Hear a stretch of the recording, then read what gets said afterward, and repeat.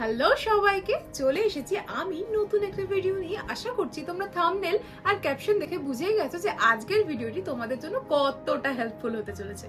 হ্যাঁ, তো তার জন্যই চলে এসেছি আমি, তোমাদের প্রিয় বান্ধবী, তোমাদের গাইড, সবকিছুই বলতে পারো।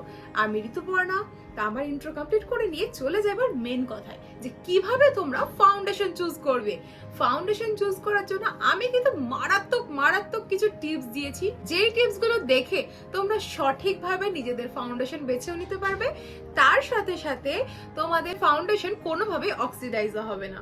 তো এই দিদিকে কিন্তু অবশ্যই পরে একটা করে থ্যাংক ইউ বলে দিও।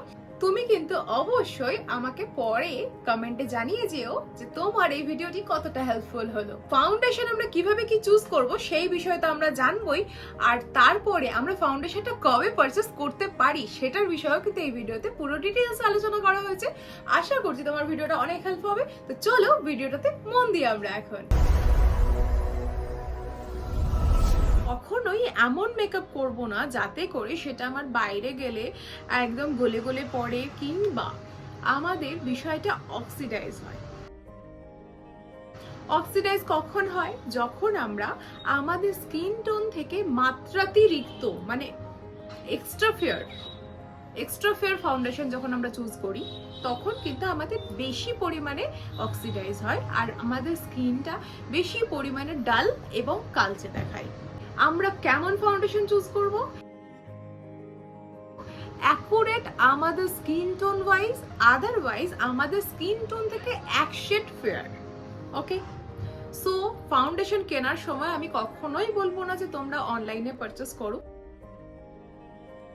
হ্যাঁ, একদম যদি same to same skin tone বুঝতে পারো তোমরা যে স্কিন টোন একদম সেম টু সেম রয়েছে, দেন ওকে। আদারওয়াইজ তোমরা তোমাদের পাশাপাশি থাকা যে কোনো স্টোর, মেকআপের স্টোর বা নাইকা স্টোর যদি থেকে থাকে, সেগুলোতে যাও, গিয়ে শেডটা ম্যাচ করে নাও।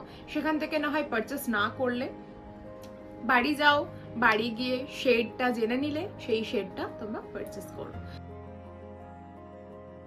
আদারওয়াইজ তোমরা একটা কাজ করতে পারো, নাইকা স্টোরে গিয়ে তোমরা ফুল ফেস মেকআপটা করে নেওয়ার পরে আমি বলবো না যে সেই দিনই তোমরা সেটাকে পারচেস করো, যদি তোমরা অফলাইন থেকে পারচেস করো।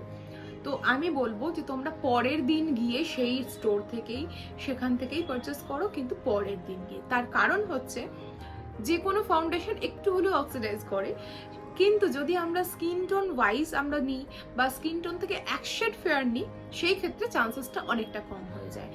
কারণ সেটা কিন্তু আমাদের এক্সট্রা যে লেভেলটা রয়েছে, মানে আমরা একটা ডার্কনেস রয়েছি, সেই ডার্ক থেকে হঠাৎ করে যদি ফেয়ার হয়ে যায়, তো ডেফিনেটলি আমাদের সেটা সূর্যের তাপে তাপে তাপে তাপে সেটা নষ্ট হতে হতে হতে হতে একটা লেয়ারে এসে স্টপ হয়ে যাবে।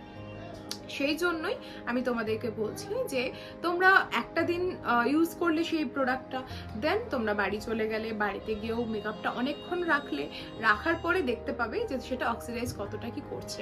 তারপরে সেটা গিয়ে পারচেস করো, নো প্রবলেম। টিপসগুলো দিচ্ছি, ভালো লাগছে তো? এই টিপসগুলোর জন্য কিন্তু অবশ্যই প্লিজ প্লিজ প্লিজ একটা ফলো করে দিও। সো গাইজ, আশা করছি ভিডিওটা হেল্পফুল হয়েছে। তো দেখা হবে আবারও অন্য ভিডিওর মাধ্যমে। ততক্ষণ পর্যন্ত অনেক অনেক অনেক এনজয় করো। পুজোতে নিজের শেডের ফাউন্ডেশন ইউজ করে ডেফিনেটলি বাইরে ঘুরতে বেরিও।